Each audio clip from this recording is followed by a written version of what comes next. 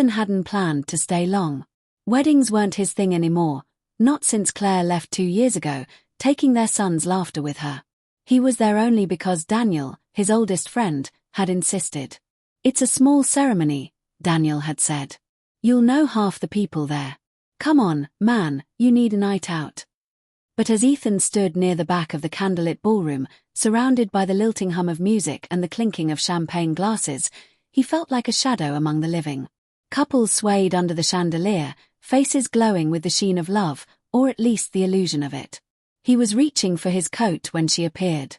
"Ethan." He turned, and froze. It was Claire. Her hair, that soft auburn fall he used to brush from her eyes each morning, gleamed beneath the golden lights. She wore a simple champagne-colored dress, elegant and understated, just like she used to be before everything between them fractured into silence and lawyers. She smiled, a polite, uncertain smile, and for a second he thought he was hallucinating. "I didn't know you'd be here." His voice caught in his throat. "Same." Before he could ask who she was here with, the music shifted, a slow, aching melody filled the air. She hesitated, then extended her hand. "Dance with me." It wasn't a question so much as a plea. He almost said no. But old habits, the softness of her eyes, the ghost of shared laughter, betrayed him.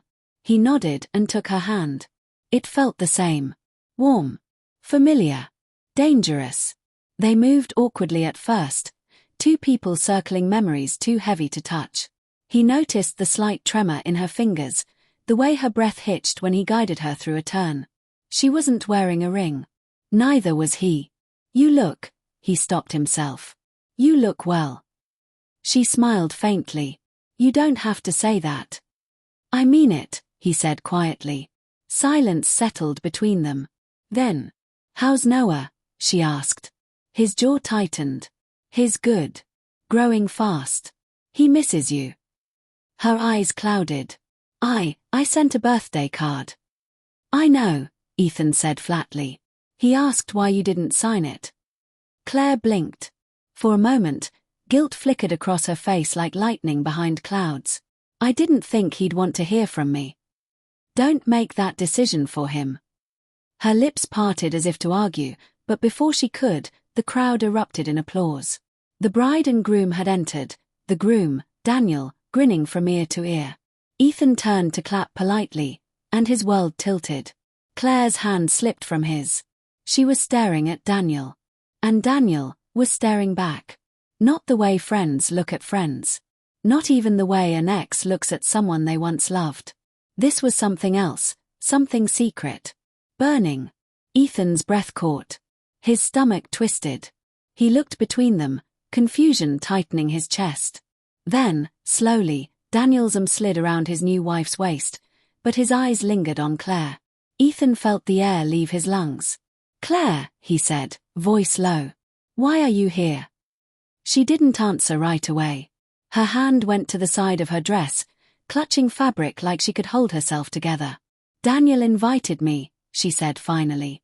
"He said he wanted to make peace. For your sake." "For my sake." Ethan's voice cracked. "What the hell does that mean?" Claire's eyes darted away. "I didn't expect you to come." He stared at her. "Why would Daniel invite my ex-wife to his wedding?" She opened her mouth, but no words came out. Just silence, thick and damning. The rest of the evening passed in a blur of forced smiles and pounding heartbeats. Ethan stayed, though every instinct screamed to leave. He needed answers. He watched Daniel and Claire carefully, each glance, each shift of body language. A subtle brush of fingers when passing in the crowd. A shared look that lasted half a second too long. By dessert, his suspicions had hardened into certainty. When Daniel finally found him near the bar, Ethan was ready. "Hey, man," Daniel said, voice too bright. "Glad you made it. Means a lot." Ethan forced a smile. "Beautiful wedding." "Thanks," Daniel said. "You okay? You look pale." "Just thinking," Ethan replied. He took a sip of his drink. "About how small the world is." Daniel chuckled nervously. "Yeah, crazy seeing Claire, her." Ethan set his glass down with deliberate care. Yeah. Especially since she left me for someone who claimed to be my friend. The color drained from Daniel's face. Ethan leaned in, voice low. I didn't know at first. But now I see it, every look, every text she hid, every late night you helped her move on. Daniel's jaw tensed. Ethan, it wasn't like that. Then tell me what it was like, Ethan snapped. Tell me why she's here, why you can't stop looking at her, why she still wears the necklace you gave her. Daniel froze. Yeah, Ethan said bitterly. I noticed. For a long moment, neither man spoke. The music swelled again, a love song that felt cruelly ironic. Finally, Daniel whispered, it started after you two split. I swear. She was broken. So was I. It wasn't supposed to mean anything. But it did, Ethan said. Daniel's silence was answer enough. Ethan's hands curled into fists. You were my best friend. I still am, Daniel said weakly. No, Ethan said. You were. He walked away before the rage could turn into something uglier. Claire tried to stop him near the exit, her eyes red, lips trembling. Ethan, please. Save it, he said quietly. I hope he makes you happy. Tears slipped down her cheeks. He doesn't. That stopped him cold. He doesn't make me happy, she said, voice cracking. You did. But I ruined it. I thought leaving you would fix what was broken inside me. I was wrong. Ethan wanted to believe her. God, he wanted to. But trust, once shattered, doesn't fit back together without cutting you on the edges. He stepped back. You made your choice, Claire. She flinched. I know.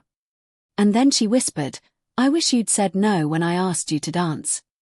Ethan looked at her one last time, the woman who once held his heart, now just a stranger in a borrowed light, and walked out into the cold night.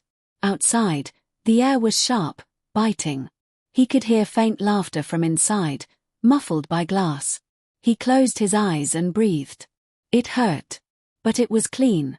For the first time in years, Ethan felt something close to peace. Not the kind that comes from forgiveness, but the kind that follows truth. Even broken hearts, he thought, could stop bleeding if you finally stopped dancing with ghosts.